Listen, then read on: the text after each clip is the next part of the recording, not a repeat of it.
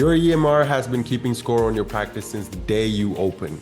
And somewhere inside those numbers is the definitive answer to whether you'll still be in business 24 months from now or if you're just working for the landlord.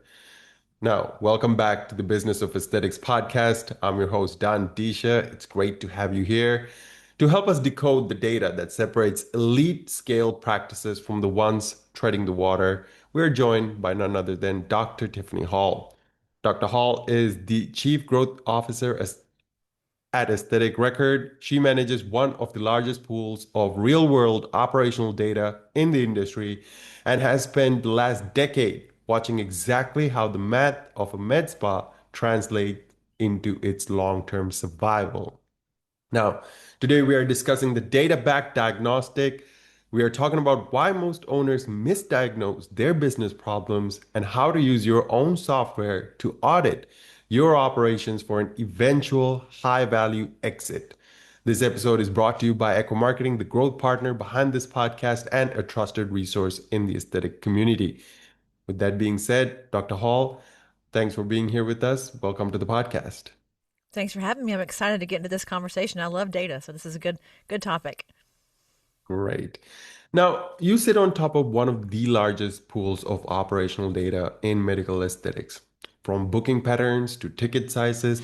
So, when you look at that data today, what is the single clearest data signal that separates a med spa that is going to be thriving in 2 years from one that is dying right now? I think people want to focus on revenue as like this core metric that's going to dictate if we're successful. And to me, it's not really a revenue problem. I think revenue is a great number. We all need to make money to survive, but I think it's looking more into your current patient population and if they're retaining and engaging with your practice. And what I mean by that is like, are they coming back more than, once a year, ideally? Do you have memberships? Are they engaged in treatment plans? Are they engaging with your new services as you bring them out and coming back in for more treatments, doing like long-term relationship things with you, like an LTV? If you look at your, kind of fishing in your own pond, all you need to survive is already in the practice. Like if you never look outside your practice, for most practice owners, they have enough in their world to be successful. So I think if we look at revenue as like this magic number, it is, but certainly profitability matters more, and it's cheaper to keep a lead than it is to have to go get new ones. But also just the marketing activity when you already have a pretty big patient list is a lot easier for you than going to get new leads and kind of training them on your practice. The consultation process is really challenging. It's just a lot to do for a new lead, but I think conversion metrics are really important. Are you converting those leads? And once they convert, what are they converting into? Is it like a single toxin or is it a whole plan? Is it looking at multiple modalities? Are we going across lasers and skincare and wellness? Are they coming back more often because they're doing more things? I think if we look at like the big glaring number for me is like, where's your retention number? Frequency per visit, like when are they coming back and what are they going to spend when they come back in the door? And what's a good retention number according to you? Gosh, I love to have, like 75%. I mean, I think it just depends on the practice and what retention really looks like for your practice. But, if you could get every patient to come back one more time per year, like think of what you'd make. I mean, if you have a 10,000 person patient list and they all came back, half a visit on average per year, think of what you'd make if you have a $400 dollar per visit, kind of average treatment program. That's a ton of money. So I think retention wise, it depends on your calendar as well. Like, can you even put them all in the calendar? Your utilization matters a lot here as well. So how big is your patient list? But I'd love to see that every patient in the practice is coming back at least 2.5 times a year would be my ideal. I think that's probably a better metric for me is like the frequency of visit is what I like to put my hat on versus like who all is coming back at least, one more time per year. Hmm. Frequency of visit, you'd recommend at least half. I wear 2.5 of- times a year is like the golden, because we look at toxin, right? We want 4 times a year. That's unheard of. But I think the average is like 2.2 times per year. But they come back 2.5 and they're doing multiple services. That's the key. If they're going to come in the front door and sit in your chair, the chair time metric for me is like the holy grail. If their butt is in that seat, how to maximize the revenue for every minute that they're in that seat. If they're already numb, they've already had a consent, they've already had their pictures, they've already done all the things they have to do as a new patient or an existing patient. Maximize the time in the chair. It also allows you to do a little bit of discounting if you want to because you've already kind of had that sunk cost. So for me, get them to come back a little bit more often per year and spend more when they come back in. That is like the magic formula for growing a business. That's really interesting. Now, when you mentioned about utilization, what's also like the benchmark number you're seeing for best utilization across the board, where sustainability is also maintained while making the best out of the profitability. We like to say, before you hire someone else, you should be about 80% at capacity for a provider. So that's, a full practice is 80% for a single practitioner to kind of function and be able to do like take a break in the day, go to the bathroom, eat lunch. So 80% is kind of a sweet spot. So if your practice overall is in that sort of 75-ish, 70 to Mm. 80% utilization across the board, you're going to have people who are new. They're going to be a little bit slower, or esthetician may not be as booked. But if you're good providers who are really producing a lot for you, or that 80%, you're in a pretty sweet spot, in my opinion. Again, this is just me looking at this, because you do need some wiggle room there to do other things. And I think a provider who is doing nothing but injecting or devices all day long, nose to the grind, you have this like diminishing return at the end because they're burned out. It's overwhelming. They need some time and a relief in their schedule to stay happy in their job, because despite all of us loving money and revenue, there is a happiness component, a satisfaction component that does drive productivity, that you got to give them a little bit of reprieve. And so 100% utilization for me is a dangerous place to be. I would never recommend that for a calendar. I want a little bit of breather time. If they book it themselves, that's fine. But about 80%, I think, to me, is like a pretty full schedule. Checked. Now, to ensure all these numbers are met and to really keep an eye on these KPIs, we need to start tracking things, right? Now, frontline staff often have a difficult time tracking things. How do the thriving spas get their team to buy in to the data without feeling like they're being micromanaged? Well, they don't have to. I mean, I think that's the key to all of it is for any of us in our daily lives, our Apple phones, our computers, it's tracking all of our data every day. We do nothing, right? We don't participate at all. It just tracks it for us. So what you want to have happen in your systems is that whatever you're doing in your day-to-day workflow, your average checking in, checking out, charting, procedures, lead generation, that's all being tracked with or without human involvement. Because the minute you introduce a human in the mix, as we all know, you get less and less data accuracy and integrity. So the goal is that the front desk person never thinks about data all day long. She thinks about what her metrics are that she should be achieving for the day, how many calls per day, getting speed to lead, making sure that she checks out people and offers, financing options.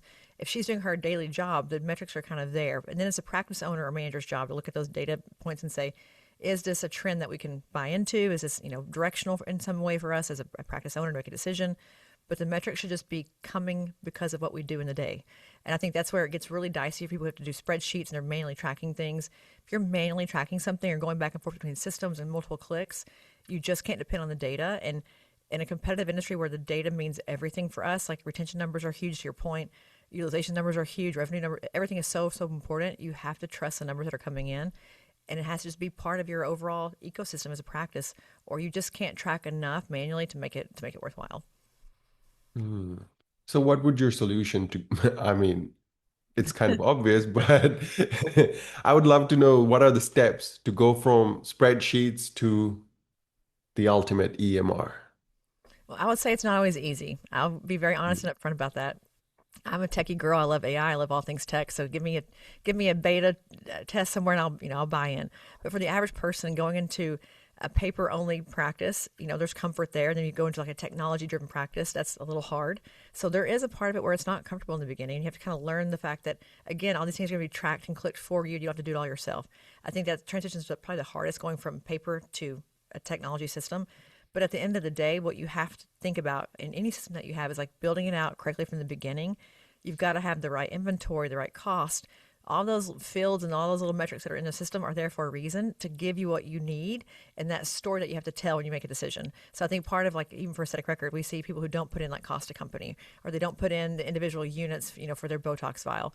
Those things all have value, and they're super critical as you look at the number at the end of the year to say, what did we actually use? What did we sell? What was our waste? Like, inventory to me is one of the places that we get so off kilter because they don't put in all the inventory parts and pieces. So I think the hardest part is, like, you just have to do the work in the beginning, spend the 4 or 5 weeks, rip the Band-Aid off, do all the training and the learnings, and get a really strong foundation. And then teach your staff how to use it. Part of it, I think the biggest technology gap we have is, like, if I have a practice that comes into the fold, they all learn together, right? Then I hire someone new 6 months later and they don't learn anything because no one's there to teach them. We're all going about our daily lives. It's like whoever comes in next has to keep learning. And also, features get launched and things get fixed and things get changed and updated. The industry is changing so fast. Is whatever you buy, whether it's AR, it's any system that you buy, make sure that you stay on top of what's happening with feature launches because compliance is a big issue, like just things that change, consistently across all of our businesses. But if I could recommend two things, is an EMR and a CRM that work together, because if you don't have a lead system that actually gives you an ROI number at the end of it, what are you doing here? If you can't figure out marketing and if it actually worked out in the end and gave you a true revenue number, there's kind of no point in doing it. If you can't track whether or not it helped the business, it's hard to say if it was a good spend or not. So having that front end of the lead generation and that back end of like the EMR and then this whole like nurturing sequence all around it is where you really have the value. But again, it takes a minute to set it up. But once you do that, the value that you'll get from that as a practice owner or manager is exponential. Love that. And a great place to segue on to my next question here. Now, most owners do think that they might have a marketing problem when they actually have a front desk or follow-up problem. So, what's the specific data trail an owner can pull tomorrow morning that proves the bleed is happening at the operational layer? I think that's where you have to have this like CRM to EMR connection. If I Mm. want to know what's happening in the practice from a lead standpoint, I want to know what leads came in and when we contacted those leads and when they booked and if they came in. Like that's my four things I want to know. Did we get any leads in? How fast was our response? Did we get them converted to at least a consult? And then did they actually come in and buy something? And all of that's a metric, right? That's all a data point in the system that you're going to get.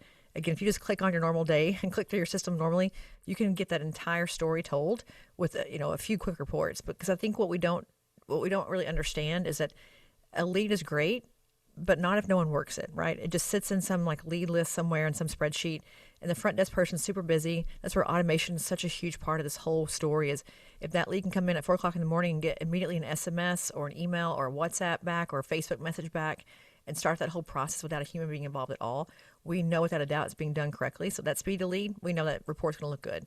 And then conversion, if we Mm. don't get them converted, we have a nurturing sequence, right, to keep asking for the appointment until it gets actually booked. When they come in, we know what they've received, if they have a plan for the next visit, if they're rebooked for the next time they're coming in. So it all really creates a story for us of what does the human do, what does the AI or the automation do, and where does the patient fit into that journey where they still feel like it's very personal for them. So for me, those are really the 4 points I want to know is like speed to lead, who's coming in as a lead, did they convert, and what did I actually make on them in the back end? And I think that really tells the story of how good your overall lead management funnel really is for the practice.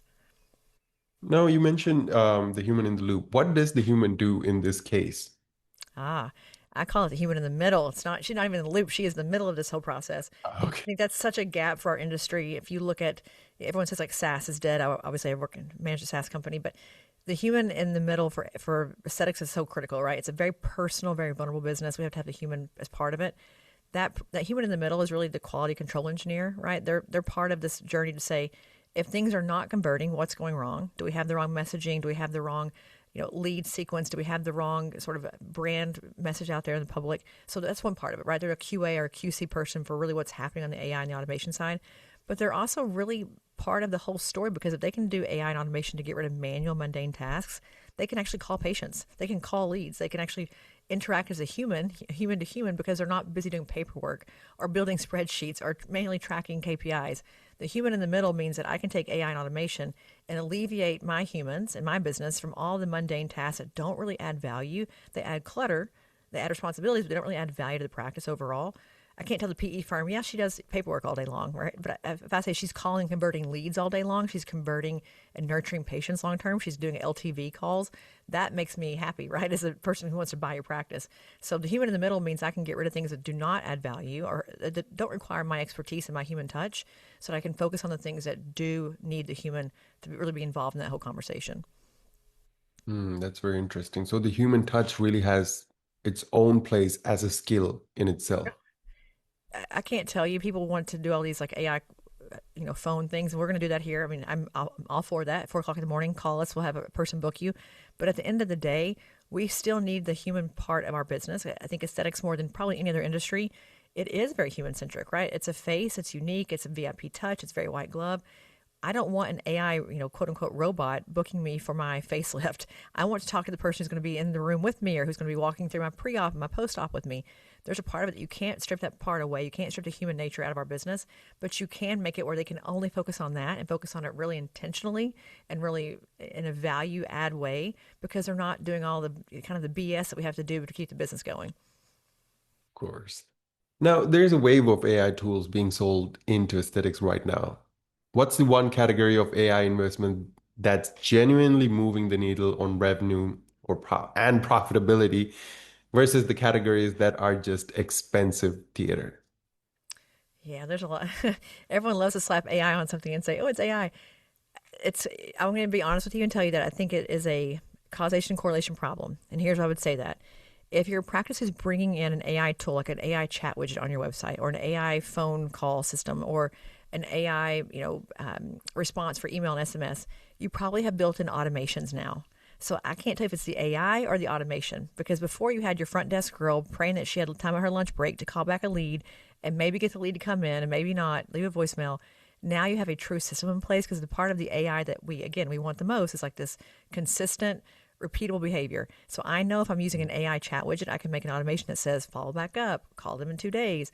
So I can't tell if it's the AI that's lifting it or if it's the whole automation sequence after the fact that's making it have a true revenue lift. But at the end of the day, the lead part of it is most important, right? The coming into the practice as far as like true, easy to quantify, easy to measure. I think when we look at Mm. AI, these AI tools that look at the face and do analysis are very, very sexy right now. Ageless just launched with Repeat MD, a very sexy tool, very kind of niche thing for practices to offer a patient a really unique experience. That's a very big calling card for someone to come in and be like, wow, look at my face before and afters. Those things get leads in because they get eyeballs, right? They just get traffic. But again, turning that traffic into a true lead means I have to go through this whole nurturing process and get them into my practice to actually convert. So I think the part where you see the most value is whatever can take that patient interest into like actual buying intent and then turn them into a true, paid patient. That AI sort of sequence or automation sequence is the most important part for the practice, but it only matters if you have the AI and the automation on the back end to make sure they're both working together. But I do think there's things just in general, though, to be more, high level or not be quite so presbyopic. If we look at things like using Claude Code for looking at reports and giving us directional information, or building little front end systems we can use to like show dashboards and metrics, or using things like your AI can be helpful for email content and graphic design, all the things we all know and use every day in our lives. You can use Manus for research and Grok for legal. Like there's just so many tools. We use, I don't know, 15, 20 things here every day. There's a lot of things, again, to make your work more efficient and more effective. But if you look at the true practice lift, I think that whole lead gen from intent into interest into the practice, that's where you have a lot of your value. Okay, we're going to take a pause here. Look, Dr. Hall is showing us today that a great EMR is the ultimate diagnostic tool. It's the engine that tracks the health of your entire business. Our team at Echo Marketing see themselves as the other half of the success story. Their job is to provide the fuel for that engine, ensuring that the right high value patients are walking through your door so that your EMR actually has winning data to track in the first place. When your marketing and your EMR are in sync, that's when you see real scale. Now, to help you get that engine running at peak performance, we are offering our listeners a complimentary 60-minute marketing strategy session. It's a zero pressure, one on one deep dive into your practice's digital footprint. We'll build a realistic 12-month roadmap designed to feed your practice and your EMR the exact kind of patients you've been looking for. You can book a time that works for you at businessofesthetics.org/MSM. I'm going to repeat that one more time. Business of Aesthetics, that's one word, .org/MSM. Let's give your EMR some incredible numbers to work with. Let's get back to our conversation. Now, Dr. Hall, consolidation. Consolidation is reshaping the industry. When a buyer pulls a practice's EMR data during due diligence, what are the three or perhaps four operational metrics that actually drive the valuation multiple up or down? Well, I think I'll start with saying the operational effectiveness is number one. Like if a practice is truly operationally sound, you're instantly more attractive to a PE firm than if you have numbers all over the place. And that comes with like really being diligent again with how you set your EMR up and your practice numbers and how you're really tracking everything. I think there's a couple of things. This could go with a lot of different directions, but I think number one is going to be like that lifetime value number for practices. Are patients coming and staying, and are they producing long-term revenue? So what is your traditional lifetime value number, which could be a product of memberships? Are they coming in and buying recurring revenue type products? That's a huge part of it. Are they coming in Obviously, this like monthly cycle. So I think looking at memberships as an LTV driver is a big one. I want to know who's coming and staying. Also looking at just that revenue per hour number. I want to know if the chair is occupied, what you can make as a practice, and also profit per hour. Like, what are your inputs to make that money? Because I think part of this is like discounting. If your revenue is crazy high and profit's crazy low, I want to know why there's a big, what's the mess in the middle, if you will. And I think if we look at discounting as a product of that number, it's like if we're giving away the house to make that money, not working. And I think discounting is also just a very scary place for PE firm to kind of understand what is your business model, what is your value proposition to your patients if you're having to give away the house to get there. I think also, if you look at just things like your inventory, like what are your costs of goods sold versus what you're selling? Like what is that percentage there? For me, is very, very important. It shows a good use of your resources. If we have a very high COGS number and we have a very low sales number, I have concerns about your practice efficiency, but also how they're using their inventory and how they're managing their P's and Q's from shrinkage, turnover, expiration, et cetera, are things leaving the practice. I think it also shows just a really good, clean bookkeeping function. If you have really strong inventory numbers, you can reconcile where your expenses are coming from. So to me, I love this idea of like, what is your inventory turn? Like the whole inventory supply chain sort of metric to me is really, really important as a practice, because other than HR, that's your biggest cost, right? If we look at retention of patients making money for us, we want to know what you can make per hour, and we want to know how much you can keep in your practice because you're using really good cost-cutting measures and cost-sound measures. To me, that speaks for a really healthy business. There are many, many more, right? Utilizations are important one, as you mentioned before. Lead conversion is super important. But to me, if the patients are coming into the practice and they're staying here and spending money, and I'm doing a good job of controlling cost, I'm probably a pretty sound business. How are you measuring that operational effectiveness? I think it's sort of an ecosystem, if you will. It's a lot of different things, right? It's rebooking rates, which to me are a critical component of any healthy business. If rebooking rates are not high, that means your people aren't asking, and that's revenue on the table, right? That we've left. I think that's a big part of that effectiveness. Is rebooking is big. If we're looking at even the invoice amount, if we look at things like a buy now, pay later, is your staff trained to ask for the upsell? If your tickets are one item and a flat $300 per transaction, that's not very effective, right? We're not teaching our staff how to upsell and cross sell and how to partner things together. It's also part of this overall, like, per hour revenue metric. How fast can we get patients in and out and turn a room? Also, it doesn't sound very sexy, but turning your room is a big part of practice. That cleaning buffer really matters. I think if you look at, really, it's all these things, right? Patients are coming in. If they've not been here in 12 months, I've got problems. Like, I want to know, if I look at my books today, who has not touched the practice in 12 months, not engaged, not bought something online, not rebooked, not been in. If I have a 12-month lag for a patient, I've lost that patient. So if you've got more who have not been in 12 months and those who have, you've got an issue with your staff as far as like nurturing your patients. So operational effectiveness to me is also that nurturing pipeline, that they're coming in, they're referring others, looking at that referral number as well. So I think it's not any one thing. It's looking at all the places where revenue can hide: cancellation policies, leads not converting, not upselling with BNPLs, not getting the membership sell. It's all these places where revenue can be left on the table, that if we are not converting there, we're not converting anywhere else, right? How you do one thing is how you do everything. And so the places where the money can hide in the practice, I want to start there to see where's the money left on the table that we're not converting. If I can find that money, I can find now what's driving those decisions and why we're not achieving those numbers that we should be achieving with what we already have in the front door. Check. Now, if you were sitting across from a practice owner tonight who has 24 months before they either scale, sell, or stall, and they could only fix one thing inside their operation starting Monday morning, what is that one fix, and what does the first week of executing it actually look like on the ground? I would say, in my Arkansas accent, start fishing in your own pond. First thing I would do if I'm a practice owner is I would look at my current patient population, and I would start with that 12-month metric to say, go home today and look at your practice and see how many patients have not been in the last 12 months, or who have only purchased one thing and come back one time. And I would start a sequence of nurturing from there to get people re-engaged in my practice and re-up the loyalty from the practice perspective. That's week one, right? Just looking at who's not been in. That's identifying the issue first, and then what they've had done last. Is there a pattern there? Like if they had a certain device, did it hurt? Was it not a good outcome? Like what happened? I think from there you start to look at, now what do we pair together? Our best sellers are X. We need to also package in this other thing, and you can start to kind of put together easy to sell kinds of things to at least get a pretty quick revenue uptick, hopefully, But at the end of the day, the goal is to look at who has not been in the practice and to get them re-engaged, and then to find ways to keep them engaged. So if it may be I've not done memberships at all, but now I think I should start doing that. Or I've not looked at ways to, increase my service offerings because I'm only doing injectables, but I'm losing patients every day because they want to do a GLP-1, they want to do a laser or a device somewhere else. Why are they not coming back? I think understanding why they don't come back to you is sometimes a very hard lesson to learn, but very, very important to just find out. Like I'd love to ask a patient, why did we lose you? We hate to see you go. Like what did we not do well that didn't meet your expectations? We'd love to try again with you. I think there's some really nice like personalized things you can do that's sort of VIP touch that says we miss you, come back, and try to get the good information of like why they didn't come back and fix that problem. It could be operational at the front desk. It could be you didn't send a follow up at all. You didn't check on the patient. They had an adverse event and they went somewhere else to get it fixed. You don't know what you don't know. So I think if you look at that 12-month number, if it's pretty astounding to you that people are not coming back, you got to do some pretty hard truth telling to yourself of like what's going wrong in the practice. And I'm a big believer, like go see how the work is done.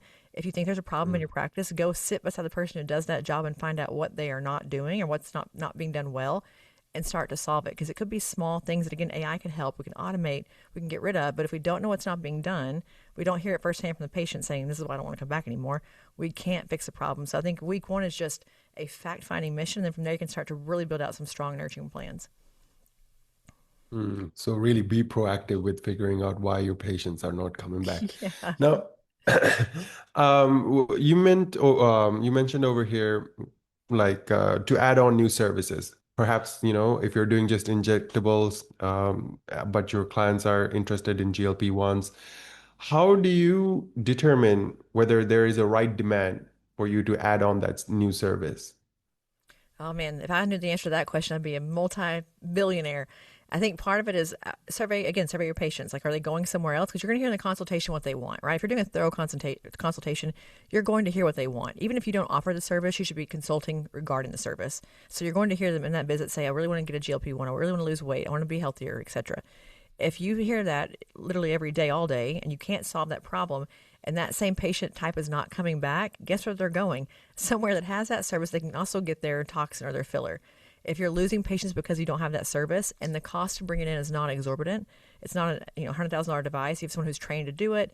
It's not a huge like room risk for you to like give away a room. It's not going to cost a lot for the practice to get trained. It's a great way to beta test something to say, we think we've got a pretty solid group of patients here that want this. Let's give it a whirl. Let's do a good 6 weeks in the, toe in the water, see what happens before we go really guns ablaze and do a full marketing campaign. But I think if you're hearing in the consultation that patients want something that you don't offer, that's where your spidey sense should go up to say, gosh, we probably need to bring this in, because if they're not getting it from you, they're getting it from somewhere. And you always run the risk of losing them for that service. But again, it's a matter of cost as well. If it's a device, if it's an extra room, if it's a build out to accommodate it, you have to hire a practitioner to do it because it's pretty extreme. Then the decision is far more complex. But if it's a thing you can add on pretty easily, I'm a big believer in it never hurts to try.